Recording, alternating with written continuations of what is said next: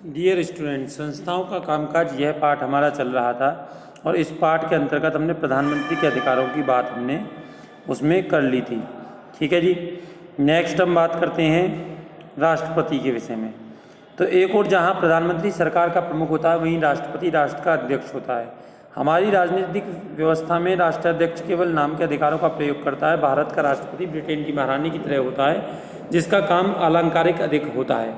अलंकारिक से मतलब यहाँ पर है कि यदि सब कुछ ठीक है तो राष्ट्रपति केवल हस्ताक्षर करता है, सारे काम किए तो राष्ट्रपति के नाम पे ही जाते हैं, लेकिन उन सभी कामों का जो डिसीजन लेता है वो प्रधानमंत्री लेता है, केवल आपातकाल के समय को छोड़कर। आपातकाल से मतलब ये है युद्ध के समय या कोई आपदा आ जाती है उस समय, ऐसी भी किसी कंडीशन में जहाँ इमरजेंसी लगानी पड़ती है उस समय राष्ट्रपति के अधिकार बढ़ जाते हैं।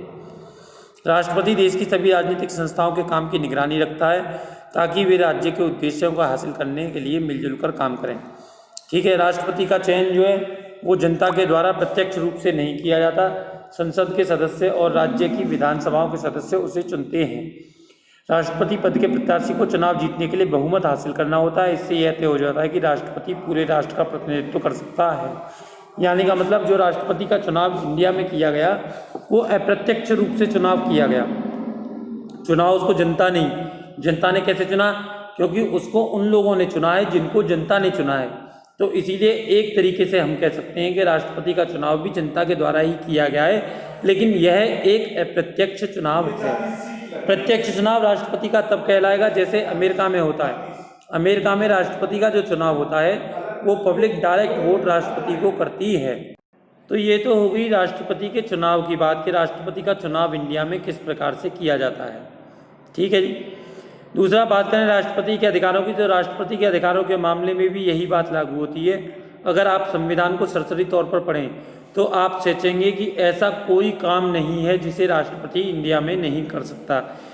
सारी सरकारी गतिविधियां राष्ट्रपति के नाम पर ही होती हैं। सारे कानून, सरकार के प्रमुख नीतिगत फैसले सब उसके नाम से ही जारी होते हैं। हर चीज़ पर राष्ट्रपति का ही साइन होता है। विभिन्न जो नियुक्तियां हैं सर्वोच्च न्यायालय की, उच्च न्यायालय की और निर्वाचन आयुक्त की, सबकी नियुक्ति भी राष्ट्रपति करता है। राज्यपालों की नियुक्ति राष्ट्रपति करता है। राजदूतों की नियुक्ति राष्ट्रपति करता है। ठीक है जी। जितने भी अंतर्राष्ट्रीय समझौते हैं, संधि हैं, किसके साथ युद्ध लड़ना है, किसके साथ शांति व्यवस्था रखनी है, ये सारे काम राष्ट्रपति के नाम पे किए जाते हैं। भारत के रक्षा बलों का सुप्रीम कमांडर भी राष्ट्रपति ही होता है।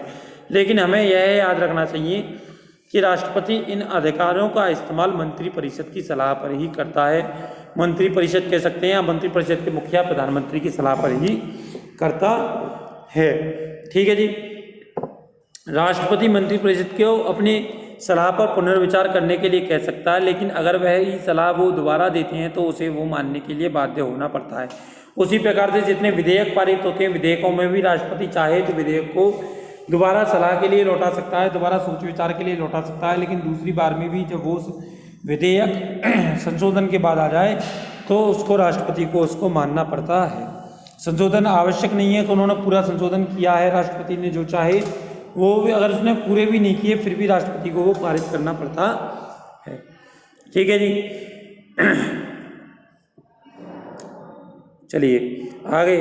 तो आप सोच रहे होंगे कि राष्ट्रपति करता क्या है, क्या वह अपने विवेक से भी कुछ कर सकता है? यहाँ पर एक महत्वपूर्ण चीज़ है जो उसे स्वविवेक से करनी चाहिए, प्रधानमंत्री की नियुक्ति। जब कोई पार्टी या गठबंधन चुनाव में बहुमत हासिल कर लेता है तो राष्ट्रपति के पास कोई विकल्प नहीं रहता, उसे लोकसभा में बहुमत वाली पार्टी या गठबंधन के नेता को प्रधानमंत्री नियुक्त करना पड़ता है। जब किसी पार्टी या गठबंधन को लोकसभा में बहुमत हासिल नहीं होता तो राष्ट्रपति अपने विवेक से काम लेता है। वह ऐसे नेता को नियुक्त करता है जो उसकी राय में लोकसभा में बहुमत जुटा सकता है। ऐसे मामले में राष्ट्रपति नवनियुक्त प्रधानमंत्री से एक तय समय के अंदर अपना बहुमत साबित करने के लिए कहता है। उसी प्रकार से जिस प्रकार के राष्ट्रपति के कार्य हैं उसी प्रकार के कार्य राज्यपाल को भी दिए गए हैं, वो स्टेट के लेवल पर। ठीक है जी। उसके बाद में करेंगे।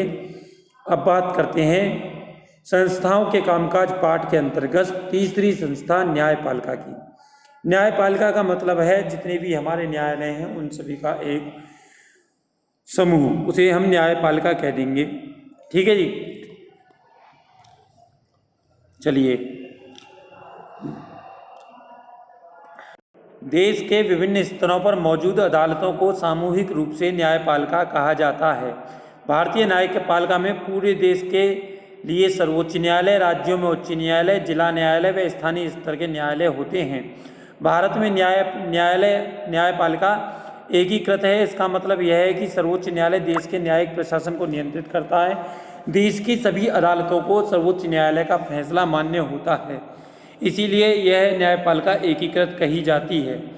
सर्वोच्च न्यायालय इनमें से किसी भी विवाद की सुनवाई कर सकता है, चाहे वो विवाद देश के नागरिकों के बीच में हो, नागरिक और सरकार के बीच में हो, दो या उससे अधिक राज्य सरकारों के बीच में हो, केंद्र तथा राज्य सरकार के बीच में हो। यह फौजदारी व दीवानी मामले में अपील के लिए सर्वोच्च संस्था है। इसमें दिए गए फैसले के खिलाफ आप किसी भी न्यायालय में जाकर अपील नहीं कर सकते हैं। यह उच्च न्यायालयों के फैसलों के खिलाफ सुनवाई कर सकता है। न्यायपालिका की स्वतंत्रता का मतलब यह है कि वह विधायिका व कार्यपालिका के नियंत्रण से स्वतंत्र रखी गई है। ठीक है जी, उस पर ना तो सरकार की जोर जबरदस्ती चल सकती है, ना ही संसद की। न्यायाधीश सरकार के निर्देश या सत्ताधारी पार्टी की मर्जी के मुताबिक काम नहीं करते। इसी वजह से सभी आधुनिक लोकतंत्रों में अदालतें विधायिका और कार्यपालिका के अधीन नहीं होती हैं।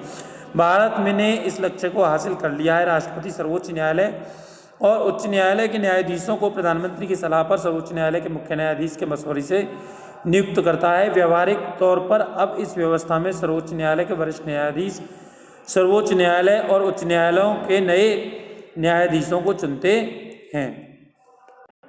कहने का मतलब क्या है? कहने का मतलब यही है कि उच्च न्यायालय के न्यायाधीशों को आगे चलकर बढ़ने का मौका दिया जाता है। जिनका कार्य उल्लेखनीय होता है उनके विषय में ही सर्वोच्च न्यायाधीश सलाह देता है, प्रधानमंत्री के साथ मशविरा करता है और वो राष्ट्रपति को सलाह देते हैं कि इसको सर्वोच्च न्यायालय में मुख्य न्यायाधीश बनाया जाना चाहिए या न्यायाधीश बनाया जाना चाहिए।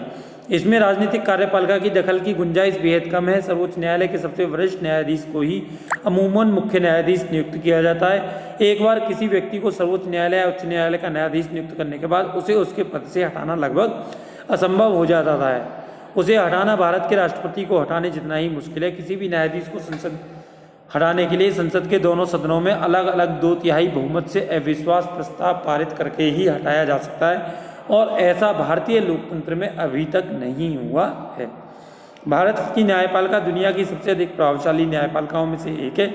सर्वोच्च न्यायालय और उच्च न्यायालयों को देश के संविधान की व्याख्या का अधिकार है। अगर उन्हें लगता है कि विधायिका का कोई कानून, कार्यपालिका की कोई कार्यवाही संविधान के खिलाफ है तो वो केंद्र और राज्य स्तर पर ऐसे कानून या कार्यवाही को अमान्य घोषित कर सकते हैं। इस तरह जब उनके सामने किसी कानून या कार्यपालिका की कार्यवाही को चुनौती मिलती है तो वे उसकी संवैधानिक रूप से वैधता तय करते हैं और वो बताते हैं कि यह कानून के अनुसार कार्य किया गया है या नहीं किया गया।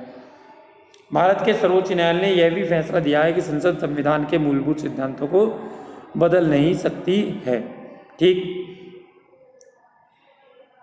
भारतीय न्यायपालिकों को लोगों के अधिकार और स्वतंत्रता के मौलिक अधिकारों के रक्षक के रूप में काम करने की क्षमता प्रदान करते हैं। हम नागरिकों के अधिकार वाले अध्याय में यह देखेंगे कि नागरिकों के संविधान से मिले अपने अधिकारों के उल्लंघन के मामले में इंसाफ पाने के लिए किस प्रकार से अदालतों में जाने का अधिकार दिया गया है, किस प्रकार से वे अपने अधिकारों की रक्षा के लिए संविधान के अकॉर्डिंग अदालतों में अपील कर सकते हैं। हाल के वर्षों में अदालतों ने सार्वजनिक हितों और मानवाधिकार के संरक्षण के लिए विभिन्न फैसले और निर्देश दिए हैं। सरकार की कार्रवाई से जनहित को ठेस पहुंचने की स्थिति में कोई भी अदालत में जा सकता है। तो इसके साथ ही यह पार्ट आपका समाप्त हो जाता है। नेक्स्ट चैप्टर अगली वीडियो में शुरू करेंगे। धन्यवाद।